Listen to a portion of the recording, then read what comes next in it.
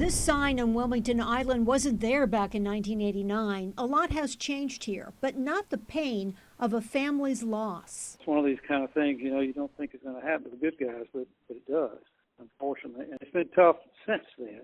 All these years we've missed Susan. The body of 49-year-old Susan Horn Peppers was found in her car in a parking lot on Wilmington Island. Her brother can't forget the phone call all those years ago. Yes, I do remember it. It was on a Thursday. And Kenny Horn says he can't forget the shock that Susan's husband of 12 years, Hoyt Peppers, was later arrested and convicted. In 2013, we talked to Horn about efforts to keep Peppers behind bars. He tortured our sister before he murdered her, and he just shouldn't get out. Peppers was sentenced to life but has been eligible for parole several times. Now the state says it's considering a medical reprieve for Peppers, who's 76 years old, and her family says it's still fighting for her. He has shown no remorse. He just doesn't deserve to get out, and it doesn't matter whether he has some type of illness or whatever.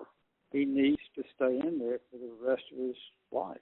In a letter to the state, David Locke, who was the prosecutor at the time, wrote the death of Susan Peppers may be the coldest and most calculated case he was ever involved in. He said she died of strangulation and suffered physical abuse and a sexual assault. Locke wrote the cruelty exhibited does not warrant a shortening of Peppers' life sentence. It's really frustrating that we even have to go through this, that they even consider something like this.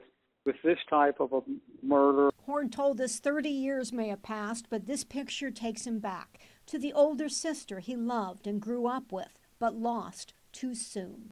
It was tough then, and it still is. And then to add to the frustration of just missing Susan is having to literally try to work at keeping him in prison.